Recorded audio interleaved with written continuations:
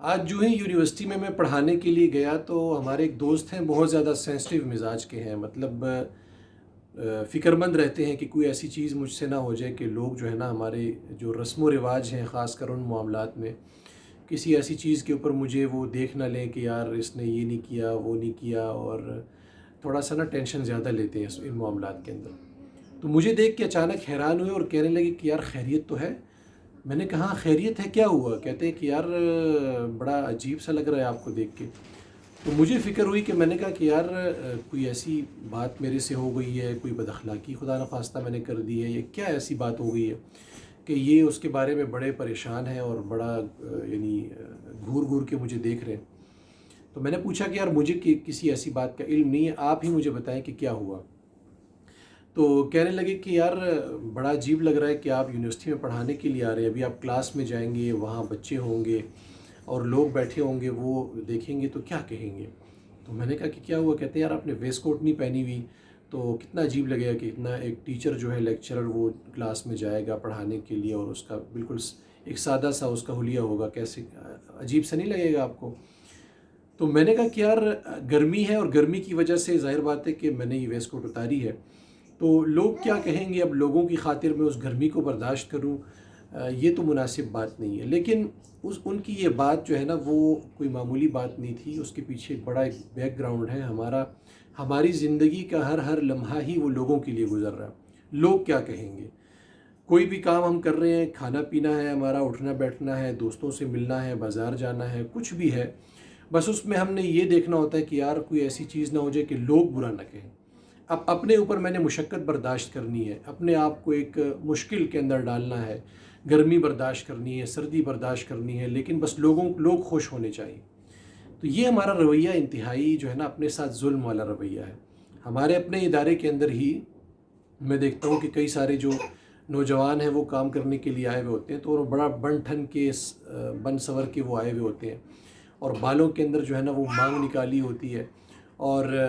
بس اب وہ پورا دن بیچارے اس ٹینشن میں ہوتے ہیں کہ یار کہیں ایسا نہ ہو کہ ہوا کا کوئی تیز جھونکا لگے یا کسی آدمی کا کوئی جو ہے نا ہاتھ وغیرہ ہمارے بالوں کے ساتھ لگے اور ہمارے بال کہیں خراب نہ ہو جائے۔ تو پورا دن بس اب وہ بیچارہ اس پریشانی میں ہوتا ہے کہ بال خراب نہ ہو جائے، لوگ کیا کہیں گے۔ تو یار ایک سادگی والی زندگی گزارو، اور ایک ایسی زندگی گزارو کہ اپنے اوپر فوکس ہو جاؤ، اپنے آپ پہ توجہ کرو کہ مجھے کیسے خوش رہنا ہے، اپنے آپ کو میں نے کیسے راحت دینی ہے اور اپنے دل کو کیسے اطمینان دینا ہے۔ آپ دیکھیں کہ ہمارے گھروں میں ہماری اپنی ہی خواتین، ان کا جو لہجہ ہے وہ بڑے لہجے کے اوپر بڑا اپنے آپ کے اوپر جو ہے نا وہ قابو کر کے برداشت کر کے اپنی سہیلیوں کے ساتھ یا گھر میں آئے ہوئے مہمانوں کے ساتھ وہ بڑے اچھے طریقے سے پیش آ رہی ہوتی ہیں کہ جی لگتا ہے ایسا ہے کہ وہ یہ کہیں کہ جی بڑی اچھی اور بڑی خوش اخلاق خاتون ہے۔ لیکن وہی شوہر جب شام کو گھر واپس آ رہا ہوتا ہے تو بیچارے کی شامت آئی ہوئی ہوتی ہے، کئی سارے معاملات اس کے سامنے کھل جاتے ہیں، ایسے بھی نہیں ہوا، ایسے بھی نہیں ہوا، ایسے بھی نہیں ہوا۔ تو یہ ساری ہماری جتنی بھی ایفرٹس ہیں، ہماری جتنی بھی کوششیں ہیں، وہ ساری کی ساری لوگوں کو خوش کرنے کے لیے ہوتی ہیں۔ گھر میں جب مہمان آ جائیں تو دسترخوان کتنا سج جاتا ہے، کتنے اچھے اچھے کھانے جو ہیں ان کے سامنے پیش کیے جاتے ہیں، کتنی کوششیں خواتین کر رہی ہوتی ہیں کہ یہ بھی بنا لیں، یہ بھی بنا لیں، یہ بھی بنا لیں، تاکہ وہ جب جائیں تو تعریف کرتے ہوئے جائیں اور لوگوں کے سامنے بھی تعریف کریں کہ کتنے اچھے لوگ تھے اور کتنے اچھے مہمان نواز قسم کے لوگ تھے۔ اچھے اچھے برتن جو ہیں وہ ہماری الماریوں کے اندر پیک ہوتے ہیں، اور جب مہمان آتے ہیں تو وہ برتن سارے دسترخوان کے اوپر سج جاتے ہیں۔ لیکن جب خود ہم کھانا کھانے کے لیے بیٹھتے ہیں